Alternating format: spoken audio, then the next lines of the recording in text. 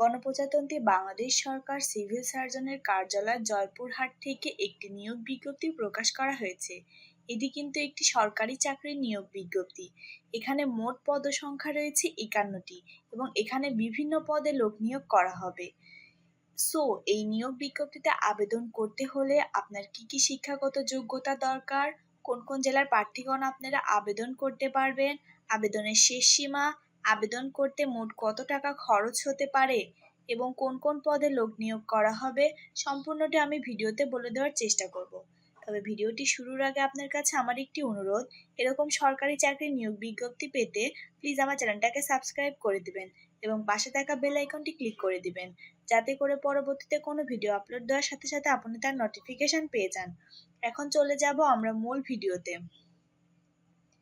September মাসের 1 তারিখে এই নিয়োগ বিজ্ঞপ্তিটি প্রকাশ করা হয়েছে। এখানে প্রথমে যে পদটি রয়েছে সেটি হচ্ছে পরিসংখ্যানবিদ। এখানে পদের সংখ্যা রয়েছে 4টি। এখানে 14তম গ্রেডে বেতন নির্ধারণ করা হয়েছে 10,200 টাকা থেকে 24,680 টাকা। শিক্ষাগত যোগ্যতা দরকার কোনো স্বীকৃত বিশ্ববিদ্যালয় হতে পরিসংখ্যান বা গণিত বা অর্থনীতি বিষয়ে স্নাতক বা সমমানের ডিগ্রি ও কম্পিউটার চালানোর দক্ষতা থাকতে হবে। দ্বিতীয় যে পদটি রয়েছে সেটি হচ্ছে 60 মুদ্রাক্ষিক কাম কম্পিউটার অপারেটর। এখানে পদসংখ্যা রয়েছে 1টি। এখানেও 14তম গ্রেডে বেতন নির্ধারণ করা হয়েছে।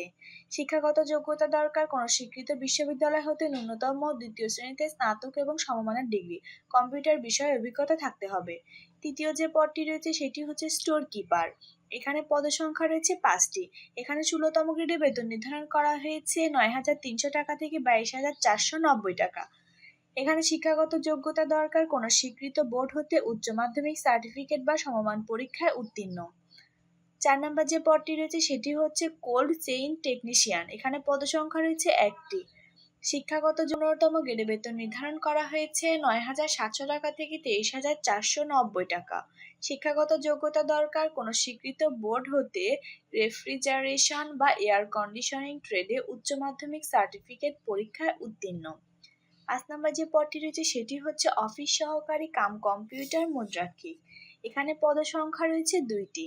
এখানে 16তম গ্রেডে বেতন নির্ধারণ করা হয়েছে 9,300 টাকা থেকে 22,490 টাকা। শিক্ষাগত যোগ্যতা দরকার কোনো স্বীকৃত বোর্ড হতে ন্যূনতম উচ্চ মাধ্যমিক সার্টিফিকেট বা সমমান পরীক্ষায় উত্তীর্ণ, কম্পিউটার বিষয়ে অভিজ্ঞতা থাকতে হবে। 6 নম্বর যে পদটি রয়েছে সেটি হচ্ছে স্বাস্থ্য সহকারী। এখানে কিন্তু বিপুল সংখ্যক পদসংখ্যা রয়েছে এবং সেটি হচ্ছে 38টি।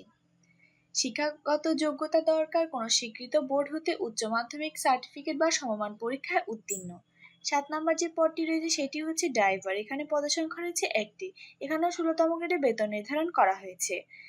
শিক্ষাগত যোগ্যতা দরকার কোনো স্বীকৃত বোর্ড হতে জুনিয়র স্কুল সার্টিফিকেট বা সমমান পরীক্ষায় উত্তীর্ণ। 8 নম্বর যে পদটি রয়েছে সেটি হচ্ছে ল্যাব অ্যাটেন্ডেন্ট। এখানে পদসংখ্যা রয়েছে 2টি। এখানে 19তম গ্রেডে বেতন নির্ধারণ করা হয়েছে 8,500 টাকা থেকে 20,570 টাকা। শিক্ষাগত যোগ্যতা দরকার কোনো স্বীকৃত বোর্ড হতে মাধ্যমিক স্কুল সার্টিফিকেট বা সমমান পরীক্ষায় উত্তীর্ণ। এখানে কিন্তু আপনারা অবশ্যই প্রার্থীকে জয়পুরহাট জেলার স্থায়ী বাসিন্দা হতে হবে এবং স্বাস্থ্য সহকারী পদের ক্ষেত্রে প্রার্থীকে অবশ্যই সংশ্লিষ্ট উপজেলাধীন ইউনিয়নের স্থায়ী বাসিন্দা হতে হবে। তারপরে যে বিষয়টি রয়েছে সেটি হচ্ছে আবেদনের শেষ সীমা। এখানে আমরা দেখতে পাচ্ছি যে আবেদনের শেষ সীমা রয়েছে 24শে সেপ্টেম্বর 2024 এবং আবেদন শুরু হবে 4 সেপ্টেম্বর 2024।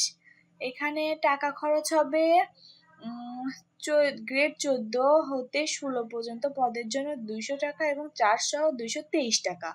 গ্রেড 17 হতে 20তম পদের জন্য 100 টাকা সার্ভিস চার্জ সহ 12 টাকা।